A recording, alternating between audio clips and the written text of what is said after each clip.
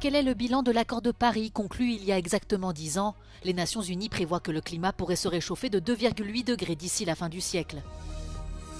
La présidente de la BEI a appelé l'Europe à rester unie dans l'émission matinale d'Euronews Europe Today. Elle affirme que Bruxelles doit construire de nouveaux partenariats dans le monde entier.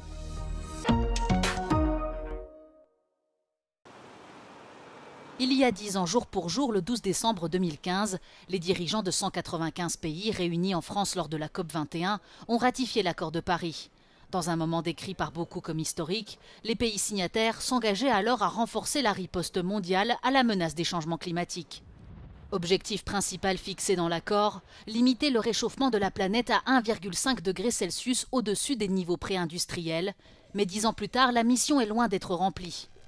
Dans un bilan publié le 4 novembre dernier, les Nations Unies prévoient que le climat pourrait se réchauffer de 2,8 degrés d'ici la fin du siècle dans le cadre des politiques actuelles. Le changement climatique contribue à l'augmentation des phénomènes météorologiques extrêmes, notamment des tempêtes plus intenses, des sécheresses et des vagues de chaleur plus longues et plus fréquentes, et des feux de forêt. Les Nations Unies appellent les pays à travailler ensemble pour mettre en œuvre une nouvelle approche des crises environnementales en adoptant des politiques visant à lutter conjointement contre le changement climatique, la perte de biodiversité, la dégradation des sols et la pollution. La présidente de la Banque européenne d'investissement, Nadia Calviño, a appelé l'Europe à rester unie dans l'émission matinale d'Euronews Europe Today. Ces commentaires interviennent après une semaine de violentes attaques de l'administration Trump contre l'Union européenne. Washington a même suggéré que le vieux continent devait faire marche arrière pour éviter une disparition de sa civilisation. What I feel these days is that I'm more proud than ever to be European. I think our values are our compass, and they must be also underpinning the new world order which is in the making. And our unity is our strength. That's very clear when so many people are interested in dividing us and weakening the European Union. Selon la présidente de la BEI, ces attaques portent un coup irréversible à l'alliance stratégique transatlantique et l'Europe doit construire de nouveaux partenariats dans le monde entier pour maintenir une économie forte. Elle suggère à Bruxelles de simplifier ses règles et intégrer davantage les marchés locaux.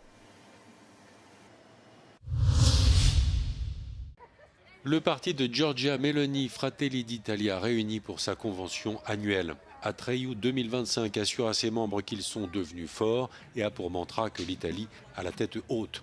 La convention est concomitante avec les journées des conservateurs et réformistes européens, le groupe européen qui va du centre droit à l'extrême droite et dont l'acronyme anglais est ECR.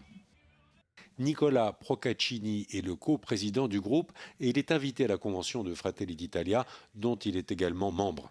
Credo che questo nuovo approccio, un approccio più pragmatico, più equilibrato, non ci sia soltanto sul Green Deal, credo ci sia su molti altri temi, penso all'immigrazione sicuramente, al governo dell'immigrazione, quindi alla capacità di distinguere l'immigrazione illegale da quella legale. Credo che ci siano alcuni valori che tornano ad essere più presenti, la necessità di tutelare le famiglie, di recuperare anche una cultura, una tradizione cristiana, religiosa, insomma credo che piano piano si stia, diffondendo un sentimento conservatore capace di riportarci all'idea fondatrice dell'Unione Europea. L'invasion de l'Ukraine par la Russie a déclenché une crise énergétique qui explique en partie le coût élevé du chauffage en Europe. Selon Eurostat, plus de 41 millions de personnes n'ont pas les moyens de se chauffer convenablement. Cela représente 9,2% de la population.